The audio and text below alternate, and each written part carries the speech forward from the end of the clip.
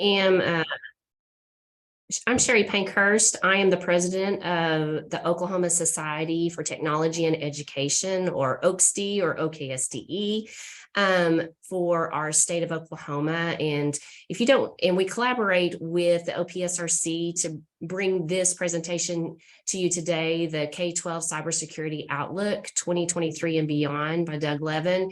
And we are, if you don't know a whole lot about OKSTE, we are a professional learning society that equips all stakeholders to transform teaching and learning through the authentic use of technology. And we have also, we are a sponsor of the Oklahoma Student Data Privacy Alliance. And so we have a lot of great things that come through OKSTE. We even have a conference November 1st and 2nd that we encourage you all to attend. We have a great lineup. And so with that, I will turn it back over to Kurt, and he is going to introduce you to Doug. Hello, everybody. I'm Kurt Bernhardt. I'm the technology director for OPSRC. We serve 200 plus rural schools in Oklahoma. And this is just something we started last year, Tech Titans, bringing national speakers to Oklahoma to talk about different things technology-wise. And I'm joined here with Doug Levin. He is the co-founder and director of K12 SIX, which is a cybersecurity, or the Security Information Exchange is the acronym. He's also been recently appointed to CISA, the Cybersecurity Infrastructure Security Agency, the federal security agency. So I will turn it over to Doug so he can get started. Thanks so much, Kurt and Sherry, and greetings from Virginia to all my friends and colleagues out in Oklahoma. For those of you who don't know me, just a little bit of other background. I've previously spent quite a number of years working in the broadly the ed tech space. I cut my teeth originally way back in the mid-90s when we were connecting classrooms to this thing called the information superhighway. And we thought a 4-to-1 student to computer ratio would be transformative for American education, and I've been at it since. Probably most notably, I actually served as executive director of CETA, which is the State Educational Technology Directors Association, for about 5 years, roughly concurrent with when President Obama was in office. So I've seen a lot of things and a lot of different changes in ed tech over that time. But now my efforts are focused exclusively on this issue of cybersecurity as it affects schools. So just a note for this conversation, I'm going to be sharing a lot of information with you. I'm going to be going pretty quickly, so I'm glad to know that this is going to be recorded. Kurt, if it's useful, I'm happy to share my slides afterwards as well for folks. And also, I'd encourage you, if you have questions as we're going along, please go ahead and use the chat and ask those questions or converse amongst yourselves. If there's an ability for you to raise your hand, feel free to do that as well.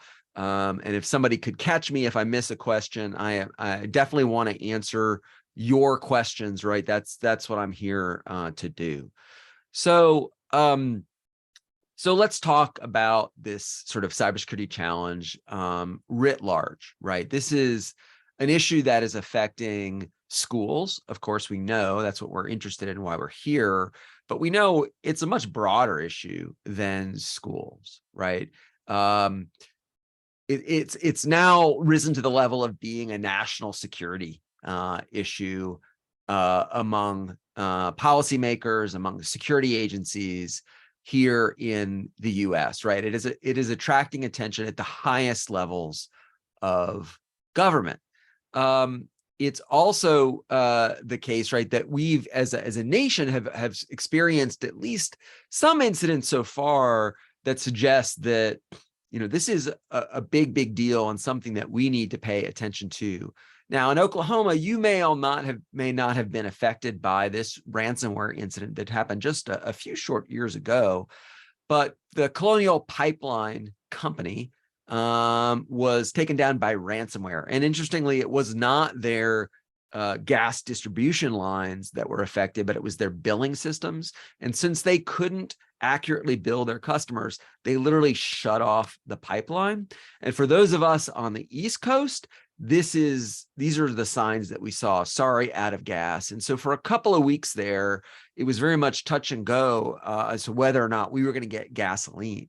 And I think that is among the first attacks that we've experienced in the US that have really gotten sort of mainstream policymakers' attention about the severity of this issue. It's also the case that Colonial Pipeline was not a particularly good partner with government in responding to this. And because they didn't cooperate well with the government, with law enforcement, we've actually seen a spate of new bills being considered and passed by Congress that are going to require more companies like Colonial Pipeline to better collaborate with the government and share information about security incidents they're facing. So we know this is a national issue. This is, of course, an international issue as well. So I'm sure when thinking internationally, the first place people may go to is the Russia-Ukraine conflict. But the fact of the matter is that ransomware gangs have set their sights all over the globe. And in fact, just a few years ago, the government of Costa Rica itself was threatened significantly by ransomware actors. Something like approaching a dozen or 24, maybe up to 24 different federal agencies were taken offline because of a ransomware incident that caused significant and severe issues for that country's operation. In fact, we in the US put up $10 million bounty, right, to go after the threat actors that attacked Costa Rica. That group has since been broken up, but that was a pretty scary incident. And again, underscores why this is a global issue, right? So given all of this, right, it's hardly surprising that us in the education sector, that we in the education sector are also getting caught up in these broader trends. This is a story just from last year, right, where we saw the first educational institution in the US, in this case, a college, have to shut down permanently due to a response to a ransomware incident. Now, there was a couple of other things going on in this particular institution's case. They were particularly hard hit by COVID. The ransomware attack also happened during the admissions window, student admissions window, and messed up their admissions process. But ultimately, it caused this college to close its doors, right?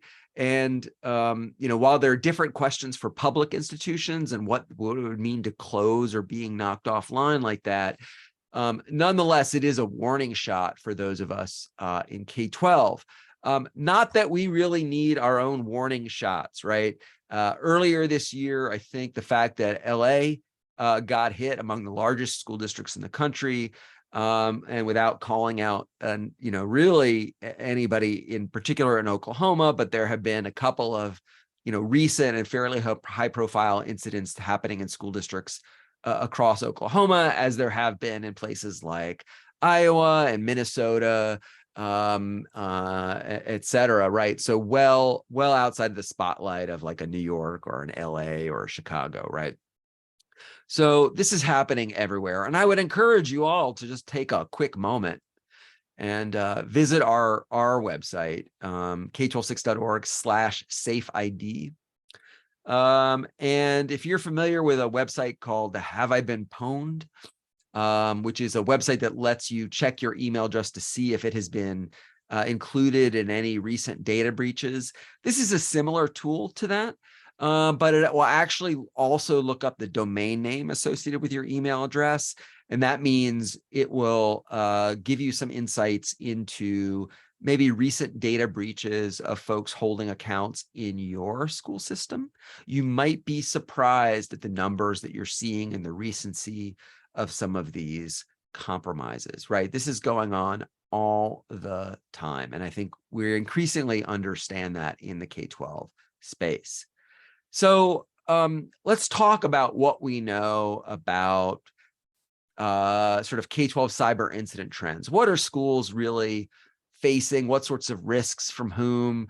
How is this changing over time, right? And when I first started looking at this in late 2016, early 2017.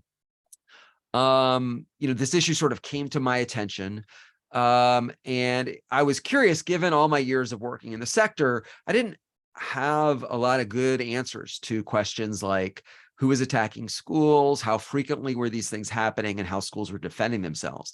And when I went looking for any kind of research to inform me about that, whether it was collected by states, by the federal government, maybe by the cybersecurity industry, I found nothing that spoke to the state of K-12 schools in the US. Now, you may be thinking, well, but Doug, there are some reports that talk about the education sector.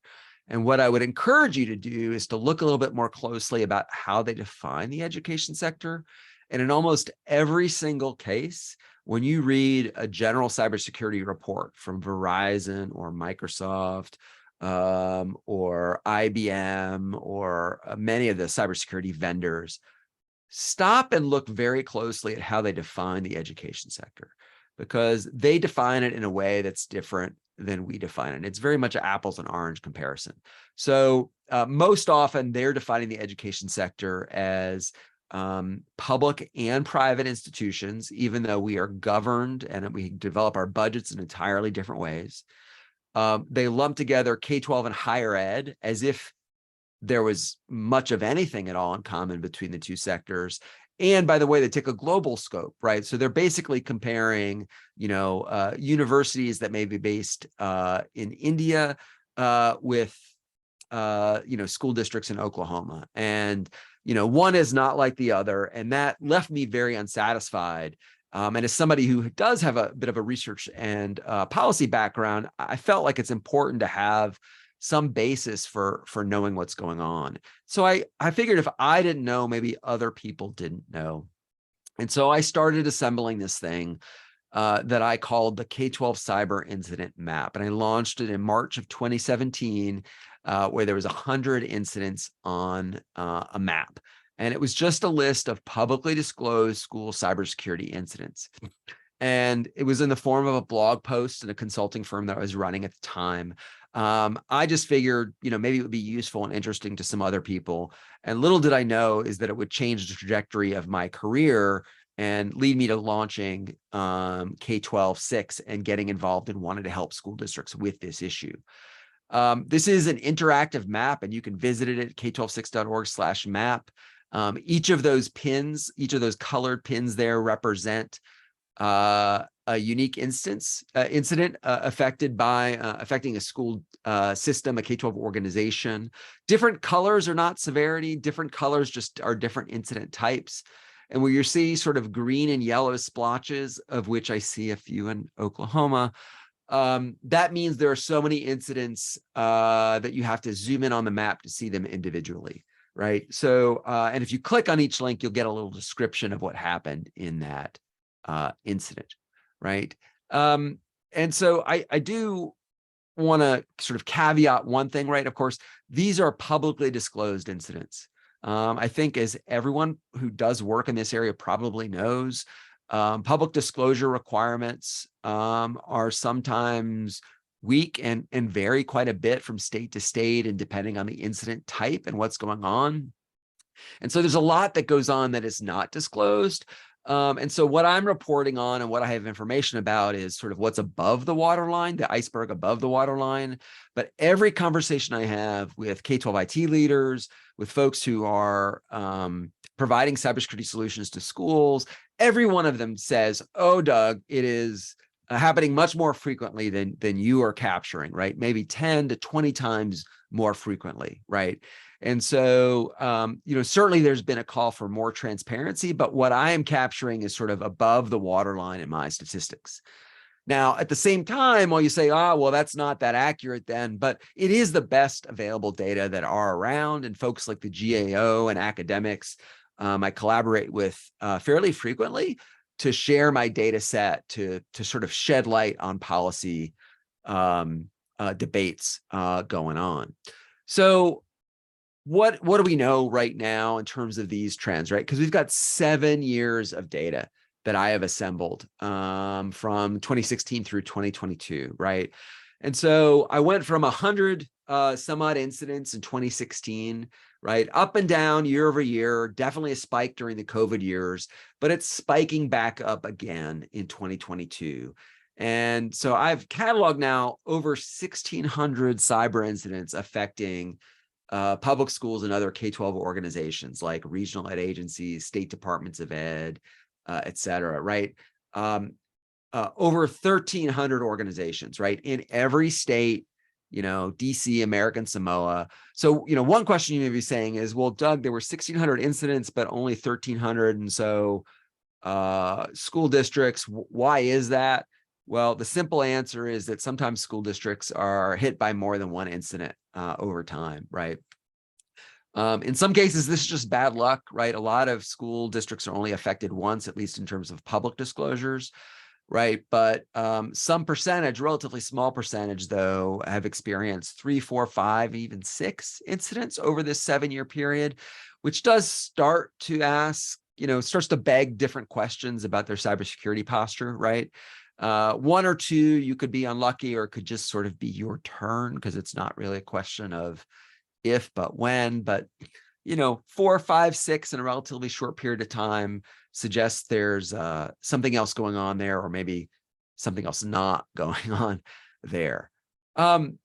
So this is another way to look at those same 1,600 some odd incidents. And this is sort of the growth in the number of instances over that 7-year period.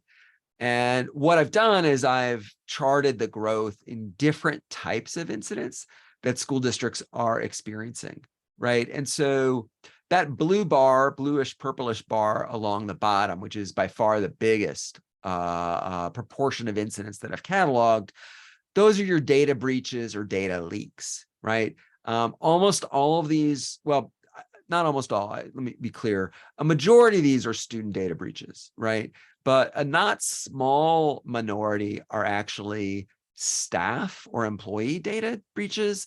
And then, of course, there is a Venn diagram where those overlap, and some involve both student and employee data, either if it was a significant breach or it was a breach of a system that has data from both groups in it, right?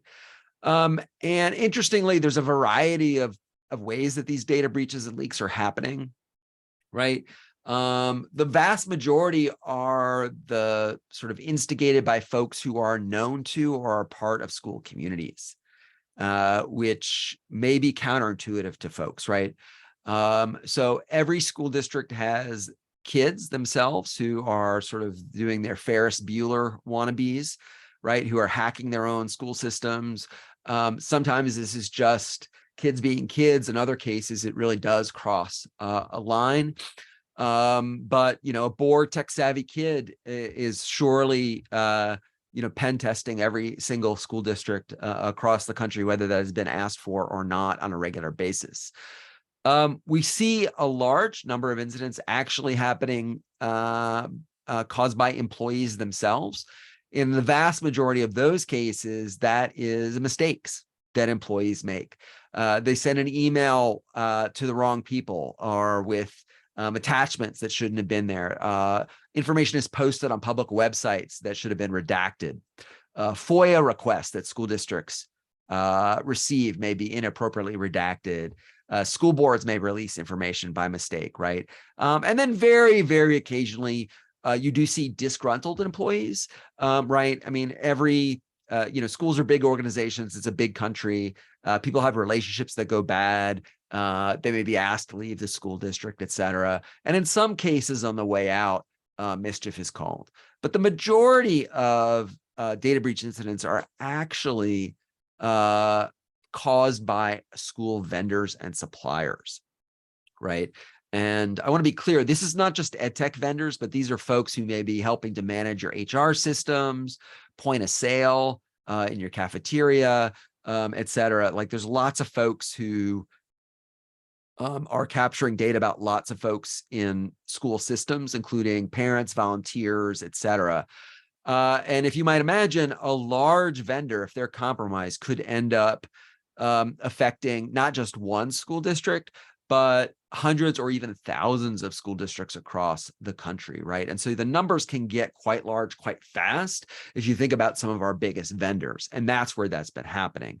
Now, about a quarter of those data breach incidents seem to have been caused by cyber criminals, right, themselves, right? So it is definitely malicious hackers as part of that group.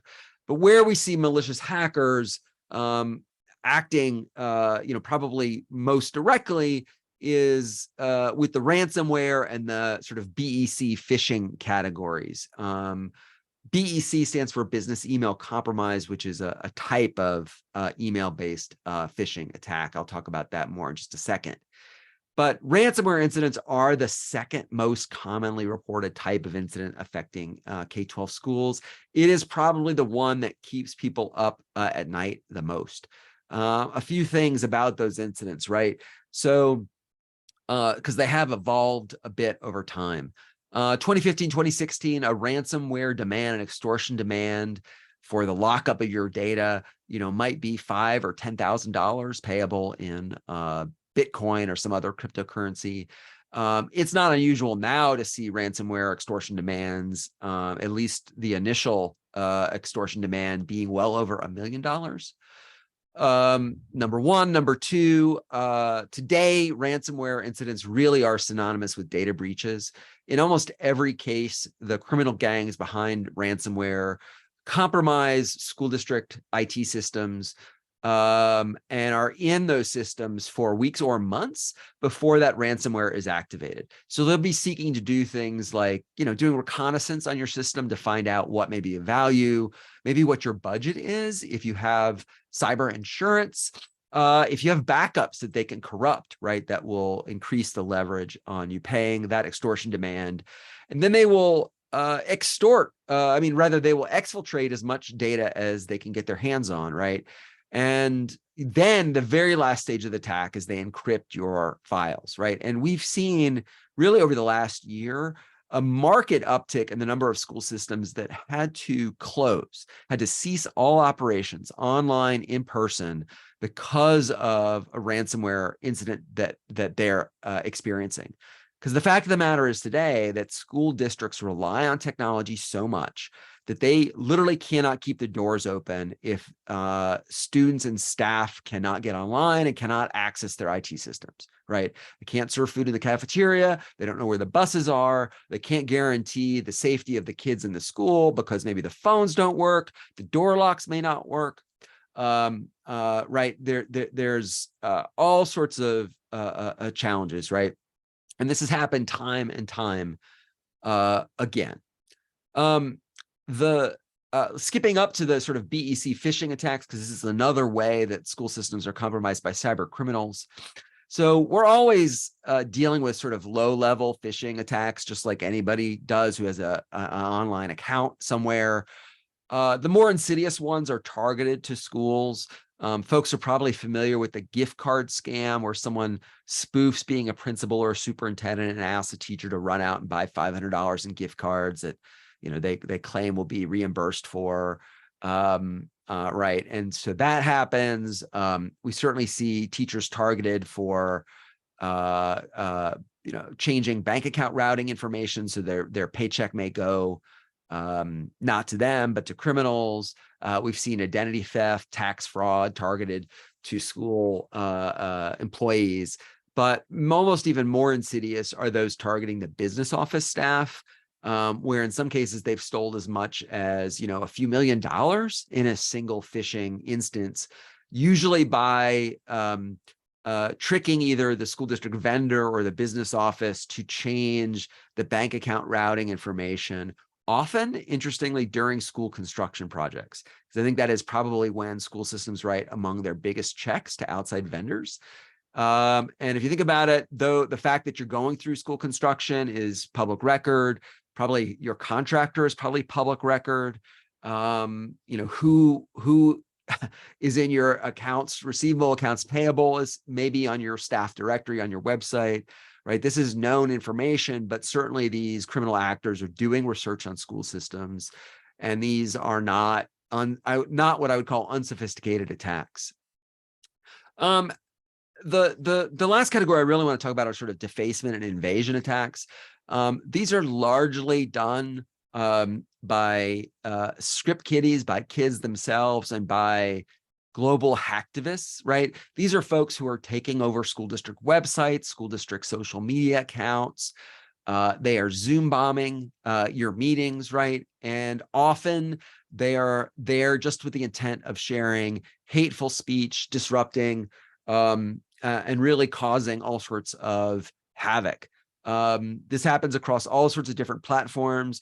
Folks may recall, not at the beginning of this school year, the ed tech company Seesaw. And I don't know if anybody uses Seesaw, right? But it's an app that allows elementary school teachers to communicate with parents.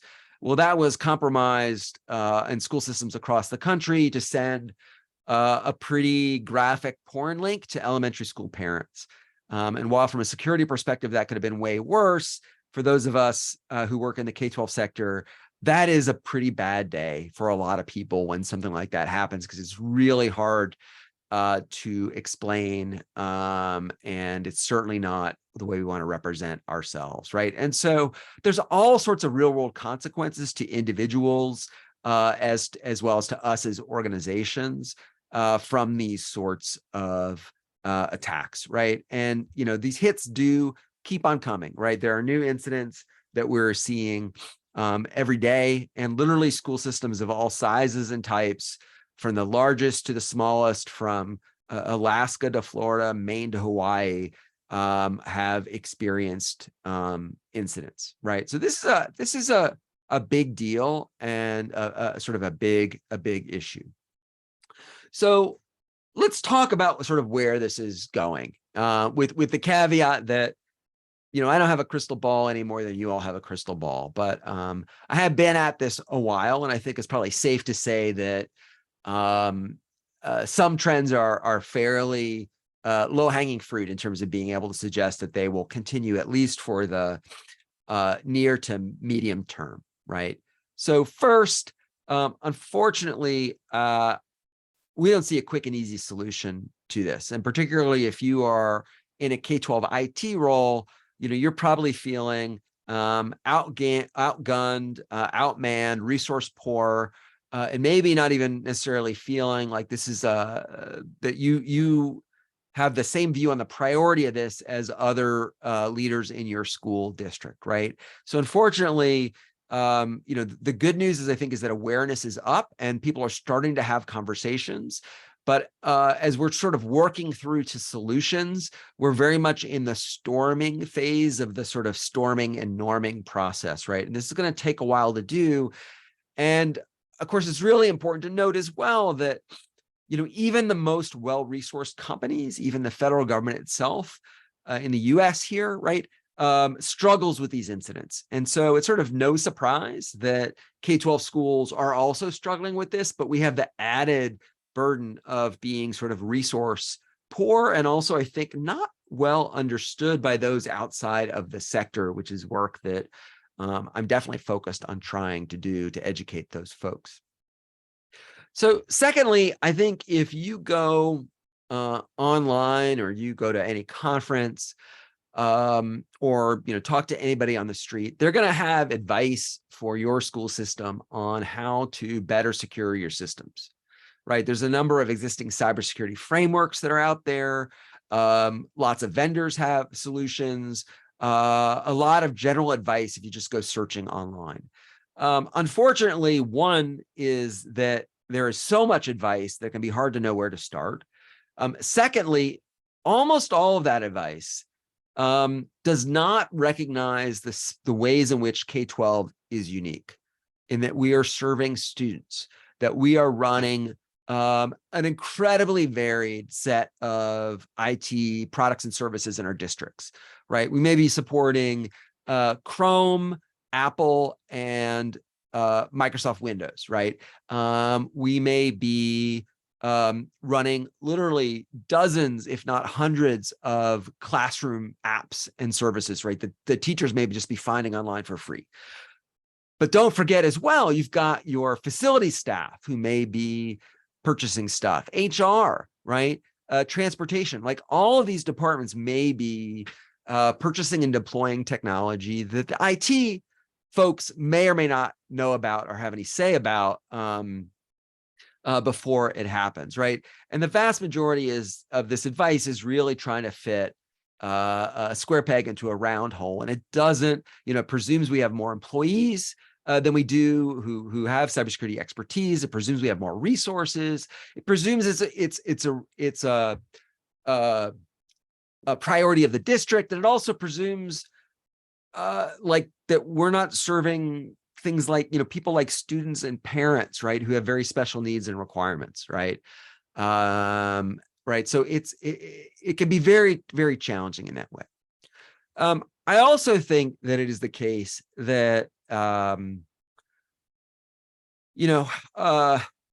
because of the sort of rise in awareness about K-12 cybersecurity incidents, that folks are probably getting inundated with pitches from vendors. And many of these vendors, right, their marketing may overstate the capabilities of their systems. I think anybody who's been in this space, cybersecurity space, for any length of time understands that while these sort of third-party products and services are not just potentially valuable, but probably necessary, they do have a bit of a double-edged sword, which is that there's no such thing as sort of a plug-and-play cybersecurity solution that needs no care and feeding. In fact, many of the more advanced cybersecurity tools generate more work for school IT teams, right? Because more alerts are being generated. It takes a bit of expertise to set them up and to monitor them, right? And there's also this belief that somehow that this is a technology problem and that it's going to be solved entirely by technology, right? And that's just not the case, right? This is not a technology issue alone. This is a people issue. This is a policy issue. It is a process issue, and technology alone is not going to solve it, right? But we are going to be sort of like, sharks circling in the water, increasingly marketed to with solutions that may overstate what they'll do for us in schools. We in K-12 face this funny and idiosyncratic challenge as compared to other sectors. We have had a laser focus for many years across the nation on this issue of student data privacy. For those of you who are more well-versed in it, you can cite chapter and verse in FERPA and COPPA. You may be familiar with the National Student Data Privacy Agreement. You may be familiar with the Future of Privacy Forum's Student Data Privacy Pledge, right? And I don't want to diminish the importance of student data privacy in any way, but I want to be clear that looking at this issue through the lens of student data privacy alone is like wearing horse blinders, right? You are missing a large portion of what is going on. And as a result, I think we have been a little bit slow to recognize the changes that have been underway. So when I talk about cybersecurity, when you talk to experts in cybersecurity, right, they're going to tell you that actually it has a pretty broad purview, right? And they talk about the CIA triad, not CIA, the law enforcement agency, CIA, confidentiality, integrity, and availability, right? Confidentiality, if you give me something sensitive, we're going to keep it confidential. Only those people who are authorized to see it will see it, right? Pretty understandable there, right? And student data privacy certainly fits there, right? Now, integrity is interesting, right? So integrity means that if you're holding, if you've got your IT system or your data in your IT system, that you can have some faith that what's in there hasn't been changed maliciously, right?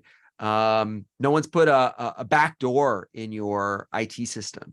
Ferris Bueller hasn't gone in and changed their grades or their lunch account balance, right? Somebody hasn't changed the bank account routing information for your paycheck, right? And availability is all about, recognizing the fact that we rely on these systems today. And so we have to make sure that they remain available and, so folks can do their work, right? And so it's a broad definition, right? And so that is much broader than student data privacy. And as I've mentioned, these sorts of incidents now have caused schools to close. It's involved the stealing of school district money. It has involved the identity theft of teachers, right? This is a much broader issue than just student data privacy, and it needs and deserves that broader focus. So, as a school district IT leader, if you care about this issue, right, and you start digging deep into it, it is really easy to kind of end up like Thor in the Marvel movies, right? And end up burnt out, disillusioned, feeling like, what's your purpose in life? I'm never going to be able to protect my school district. I have all of the authority, or rather I have all the responsibility, but none of the authority, not enough resources, right? And you can burn yourself out, right? And I know a number of IT folks that I've met around the country are like losing sleep over this stuff, but they feel powerless, right? Which is, hopefully not taking too much of a toll on their health. And at the same time, you can look at school systems and start to, view this as a problem that is, sort of been growing and growing and growing. And as I suggested, it's likely to get worse before we kind of realize it. And really what we need to do is try to keep folks from, experiencing those incidents or more incidents than they need to. And maybe if they experience an incident, that they recover more gracefully, more quickly, right? But this is coming, like a frog in a pot of water that's slowly being brought to boil. Like, we can see that very clearly, and I can see that very clearly, and we see that very clearly in the data that I have been showing. So let's sort of pivot now, right, in the time remaining, and talk about how it gets better, right? And so I'm going to suggest 5 big ideas for how it gets better, and I'm going to close with a very, very practical step that you all can take for your districts, and you can take it today, and it's free, right? So first, more and better information sharing. So when I started doing talks on the K-12 cyber incident map, talking to K-12 IT leaders in virtual rooms like this one, or face-to-face, before COVID and after COVID, it felt like Fight Club, right? The first rule of Fight Club is you don't talk about Fight Club, right? But the fact of the matter is, because no one was talking about school cybersecurity incidents, nobody knew it was a problem. At least nobody outside of IT knew it was a problem, right? So we may have been concerned about our job, some failing in our work as an IT leader, right? But the superintendent may not know these things are going on every day. School board members may not know. I promise you, policymakers didn't know, right? And so there are like 4 audiences that is critical schools share information with respect to cybersecurity incidents, right? The first, right, is it is vital that policymakers have some sense that this stuff is going on, right? So that policymakers know there is a need, right? And there's a need for resources and support, right? If we don't have enough money, well, maybe it's because we haven't made the case that we need more money, right? And so that's starting to change. We need to inform policymakers this is going on and ask for support. 2, law enforcement needs to know, right? So they can go after the bad guys. And the fact of the matter is that we've actually had some success in going after bad guys, even in located in countries outside of the US, in Russia, China, and elsewhere. And the US is getting much, much more aggressive in using all the tools at its disposal with its international partners and going after these criminal groups. Third, I think it is vitally important that schools share with each other, right? Because I promise you, when one school system is being targeted by a criminal threat actor, right, maybe looking to drop ransomware or steal data from you, they're going to use the exact same techniques against your neighbors over and over and over again, right? So being able to share that heads up, hey, we saw this fish. It was pretty sophisticated. We almost fell for it. Be on the lookout for it. or this domain looks to be malicious. You might want to block it, right? And the thing is, it doesn't even matter who's sharing that information. And in fact, in our work, we anonymize that because it literally does not matter who experienced an incident and what came of it. What matters is how can I protect, how can others protect themselves from the same thing, right? And then finally, I do think there's an obligation on schools as public agencies, and particularly ones, trying to keep kids safe and secure and to empower and educate them, that, if their data is at risk, we do need to share information with them, frankly, as soon as possible, so they can take steps to protect themselves. So secondly, and this is, I think, shocking to a lot of folks who are not in our sector, but there is basically no requirement for cybersecurity programs in school districts across the country. There's certainly no federal law that sets a baseline requirement. Some states are kind of flirting with that idea. A few have passed something, but they don't really provide any resources. There's not really any accountability for it. And so what do I mean by baseline controls, right? It's really this notion that you can implement a small number of protections, right, that will disproportionately protect your community, your organization from cyber threats, right? And yeah, you may want to deploy some advanced controls for your most critical systems, and you're probably going to avoid spending that extra money on stuff that doesn't matter, isn't that important, right? But really, there's a set of baseline controls that would help sort of lift the tide for all the boats. So in a K12 SIX, we've worked with school district IT leaders from across the country to develop a list of 12 protections for this school year, right? That would honestly, based on what we have seen, halt in their tracks the vast majority of K12 cyber incidents. Something like 80 to 90% of the incidents that we see, based on what we're able, but based on what we know, right? To either prevent them from happening or to significantly minimize their impact, right? And we've done a lot of work in building out detailed rubrics for what it means to implement these controls. We built a self-assessment tool that I'll talk about, and we've aligned these controls to other national frameworks, right? And in fact, we are in a cadence of updating this for every school year, because there's always changes in technologies. There's changes in the ways we can defend our school systems, and there are changes in the way threat actors work, right? And so we want to make sure that we stay up to date, right? So we do have an opinion on what those baseline controls should look like and could look like. So third, while we're uplifting our cybersecurity posture, I mentioned that school district vendors were a significant source of school data breaches, right? I think we really have to break out of this mindset that the network is like a castle and we're protecting what's inside it, right? From the comers on the outside.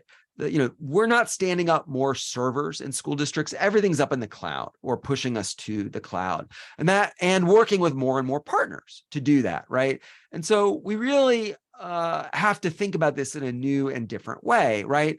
So we've got vendors who are hosting stuff in our systems that may be asking for special access that may put the rest of the network at risk. We may have applications that are hosted, in our network, or, maybe they're hosted by the vendor outside, and we may presume that they're in this well-protected fancy castle up in the cloud.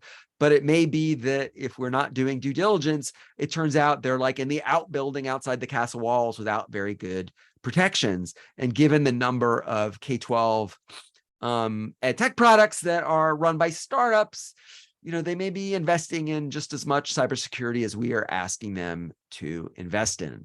And that may be concerning.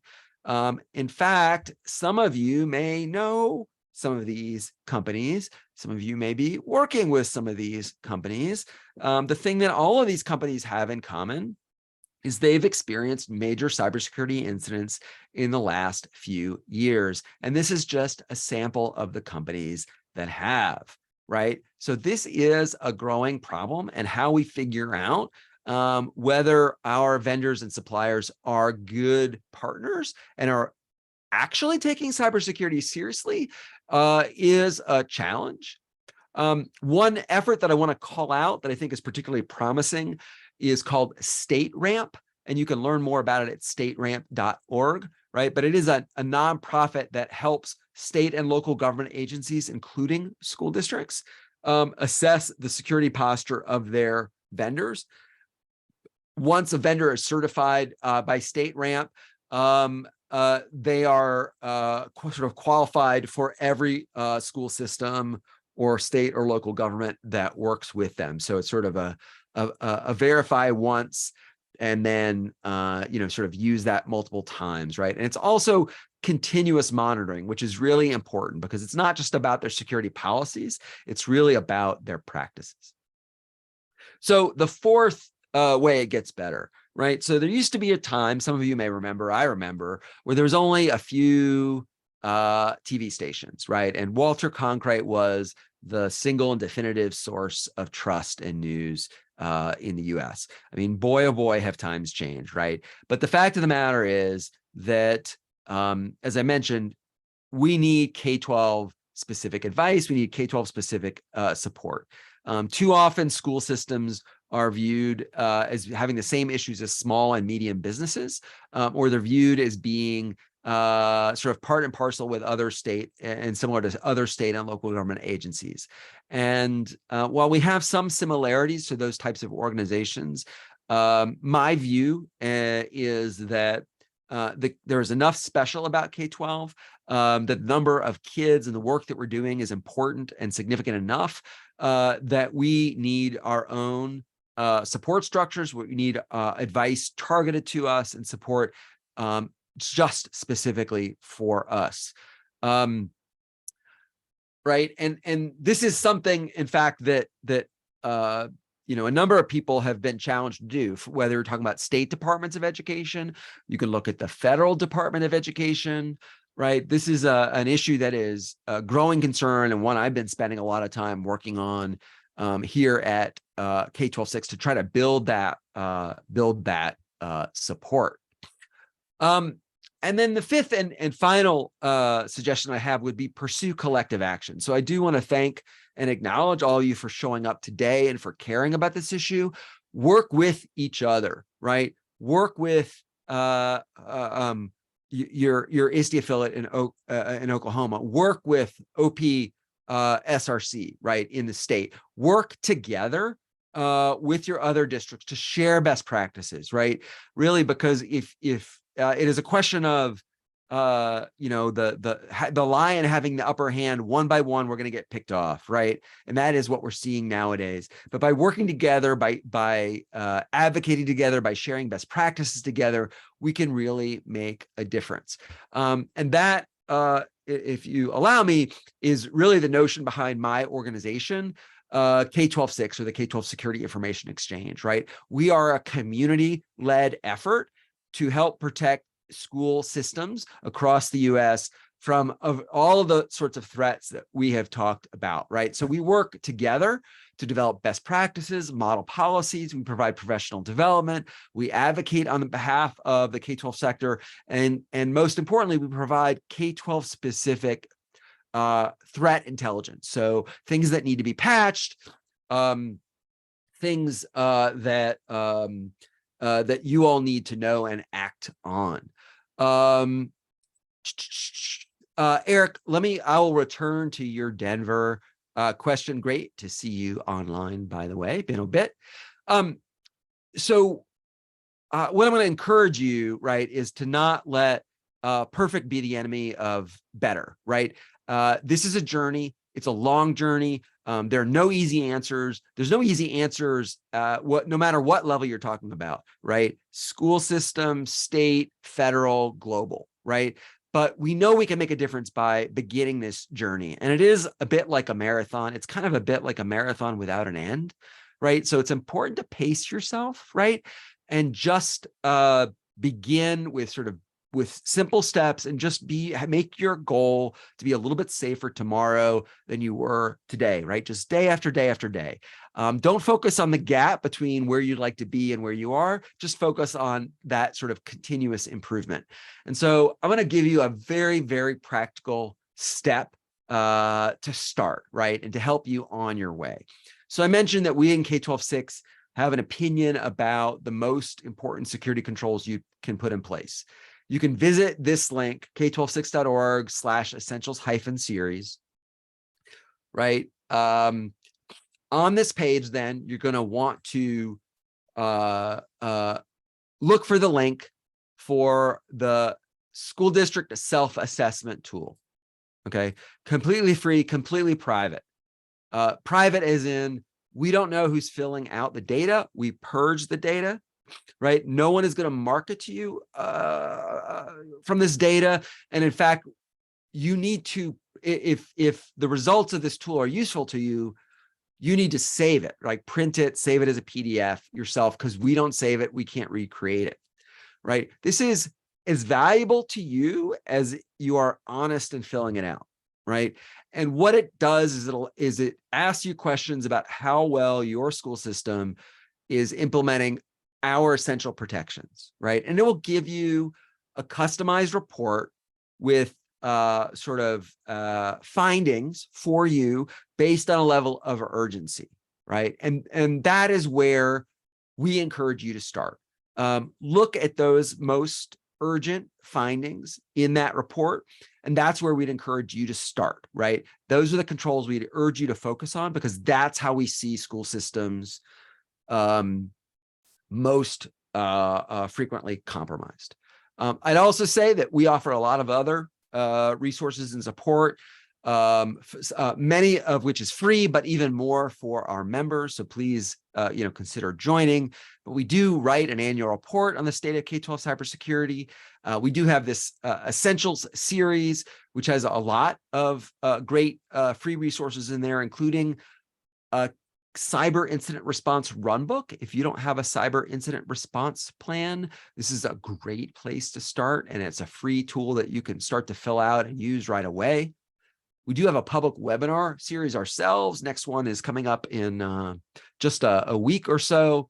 And then we actually have started to host a national conference, right? And so we had our first conference in February of last year, and look forward to announcing our next conference in early 2024. We had folks from 25 different states, Canada, New Zealand, U.S. Department of Education, U.S. Cybersecurity and Infrastructure Security Agency, all with us. It was a fabulous event, and I think people really appreciated a safe space to share ideas and ask questions of each other. So that will sort of conclude my sort of formal part of the presentation. I'm happy to take questions. And I do want to address the one that I've seen in the chat there from Eric. So Denver Public Schools is one of the school systems that it became public in this calendar year that they had experienced a cybersecurity incident. And so, as a large school system, they, there was a fair amount of press around what happened. And, some public critique about it, as there often is, and hand-wringing. And broadly speaking, what happened is they were compromised actually over the winter holiday. And if you think about it, for your school systems, do you have somebody minding sort of the cybersecurity side of your IT infrastructure on evenings and weekends and over holidays? And the fact of the matter is that many of us do not. Most of us do not, realistically, right? And honestly, as K-12 IT staff, we may be 12-month employees. We there may be times we're certainly jumping in after hours, but we're not really paid and maybe not expected, arguably, to be working 24/7, 365, right? And so Denver was compromised over that winter break. They did bring in forensic experts, right? And it was, compromised by a known threat actor, right? And so I don't want to sort of disclose too much about that, but Denver actually was able to determine with the help of forensic experts exactly how they were compromised, and actually as sort of under the K12 SIX umbrella, shared detailed advice to other K12 SIX members on how they too can prevent being victimized in the same way as Denver was. And so I don't want to say more than what has been publicly disclosed because I don't want to break the confidence of Denver, but there's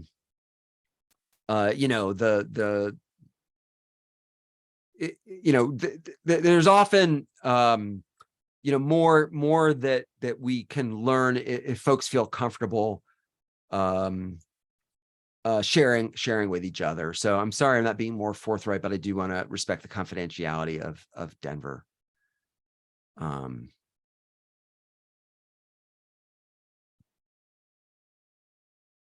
Oh, and Bob, Matthew Broderick, in fairness, did change his attendance data in Ferris Bueller. I've got the clip, but yeah, War Games is probably the better example, or I guess we can, if you want to go back to a great hacking or great as in well-known hacking movie involving school, you can actually go back to Hackers itself, right? Which, believe it or not, has Angelina Jolie starring in it, in a very, very young Angelina Jolie. Other questions or comments for folks? Kurt, anything from your side? I don't have anything, but if there's anybody else that has something, please, you can unmute if you want or enter something in the chat. I hope this was helpful for folks. Absolutely. It's great information. Thanks, Eric.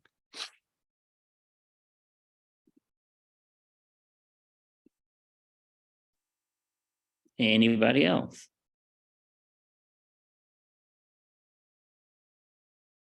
Well, Doug, thank you very much. It was great information. If you can send me those slides, I will put the video and slides up on our website. It's opsrc.net/technology. Check it out there. And I will, you can certainly learn more about us or grab our free resources at k12six.org, but really feel free to email me directly, d11@k12six.org, and I'll do what I can to assist. So, we've got a great community of K12 IT leaders who are working with us, who frankly are all passionate about, trying to share and work with each other and collaborate on this, because it's just it's just overwhelming to try to take this on your own. It's just not possible. And so, work together, whether it is through us or through, groups in Oklahoma or other national groups. Just don't try to be a Lone Ranger, because you're going to end up, or a superhero, I should say, or you're going to end up like Fat Thor. Great. Thank you again, Doug. Really appreciate it. All right, great. Well, have a great day, everyone, and stay safe out there.